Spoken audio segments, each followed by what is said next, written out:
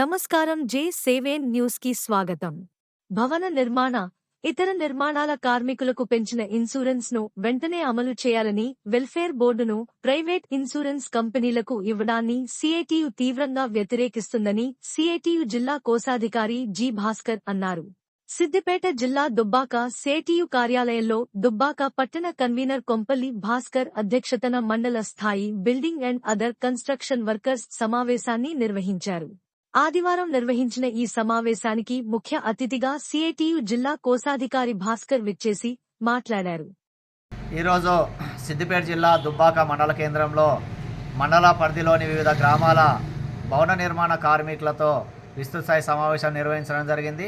ఈ విస్తృతస్థాయి సమావేశంలో కొన్ని అంశాలు చర్చించి భవిష్యత్ కార్యాచరణకు రూపొందించడానికి ప్రణాళిక తయారు చేసుకోవడం జరిగింది.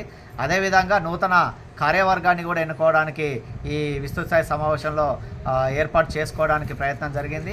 వీటితో పాటు గత కొన్ని సంవత్సరాలుగా సిఐటి అనుబంధ భవన నిర్మాణ కార్మిక సంఘం ఆధ్వర్యంలో అనేక పోరాటాలు చేసిన ఫలితంగా భవన నిర్మాణ కార్మికులకు వర్తించేటువంటి బెనిఫిట్స్ భవన నిర్మాణంలో ఉన్నటువంటి మెటర్నిటీ కానీ మ్యారేజ్కి కానీ 30,000 50,000 పెంచడం జరిగింది. సహజ మరణానికి 1,30,000 నుంచి 2,30,000 పెంచడం జరిగింది. ప్రమాదవశాత్తు చనిపోతే 6,30,000 నుంచి 10,00,000 పెంచడటువంటిది మంచి అంశము.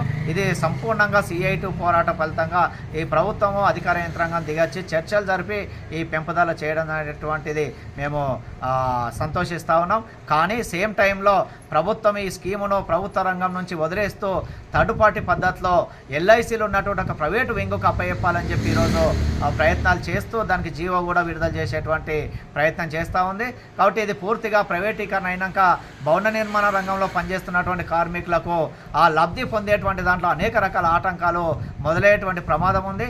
కాబట్టి ప్రైవేటీకరణకు ఇచ్చేటువంటి విధానాన్ని రాష్ట్ర ప్రభుత్వము వెంటనే విరమించుకొని యథావిధిగా లేబర్ డిపార్ట్మెంట్ పరిధిలోనే కొనసాగే పద్ధతిలో చర్యలు తీసుకోవాలని చెప్పి సిఐటిగా డిమాండ్ చేస్తూ ఉన్నాం.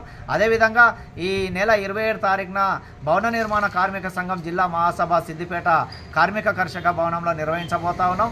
ఆ మహాసభకు కూడా ఈ మండలం పరిధిలో ఉన్నటువంటి భవన నిర్మాణ రంగాల అన్ని రంగాల కార్మికులు పెద్ద సంఖ్యలో కదిలొచ్చి ఈ మహాసభను కూడా జయప్రదం చేయాలని చెప్పి సిఐటిగా కార్మిక వర్గానికి పిలుపునిస్తా ఉన్నాం. మనమేమో ఉన్నవాటిని స్కీములు పెంచాలని మనం కొట్లాడితే పెంచుతుంది ఒక దశలో, కానీ ఉన్నదాన్ని ప్రైవేట్ వాళ్ళకి అప్పచెప్తుంది. అప్పచెప్పినాక రేపు భవిష్యత్తులో మనకు తీవ్రమైన సమస్యలు పెరిగే అవకాశం ఉంది. కాబట్టి దీని మీద మన జిల్లా మహాసభలో తీర్మానం చేసి కలెక్టరేట్ ధర్నానా లేకపోతే ఇంకో ధర్నాకు ప్లాన్ చేస్తూ ఉంది. కాబట్టి మీరు కూడా రేపు 27 తారీఖు నాడు మన భవన నిర్మాణ కార్మిక సంఘాల అన్ని రంగాలను కలిపి జిల్లా అంతుపట్టట్లేదు.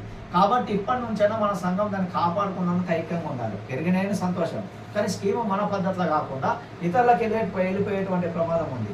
ఇప్పుడు గవర్నమెంట్ అధికారులను అయితే నిలదీయగలుగుతాం. ప్రైవేట్ వాళ్ళని ఏం తెలియదు, వాడు హైదరాబాద్ ఉంటుందో తెలియదు, బొంబాయిలో ఉంటుందో తెలియదు, సిద్దిపేట ఆఫీస్ పెట్టాలో తెలియదు. మనం ఏడికని తిరుగుతాం, సిద్దిపేట తిరగడానికే ఇబ్బంది. వాడు హైదరాబాద్ ఆఫీస్ పెట్టి మీరు ఏడికి సబ్మిట్ చేయాలి లేదంటే పోస్ట్ చేయాలన్నారు. కోడ్ కారణం దానికి ఫైల్ ఉండొచ్చు, పోవచ్చు. కాబట్టి ఇవన్నీ ఇప్పుడు పిల్లలు రిజెక్ట్ అయింది, రేపు పోయి ఏరు అని అడుగుతాం. ఇట్లాంటిది ప్రైవేట్ దగ్గర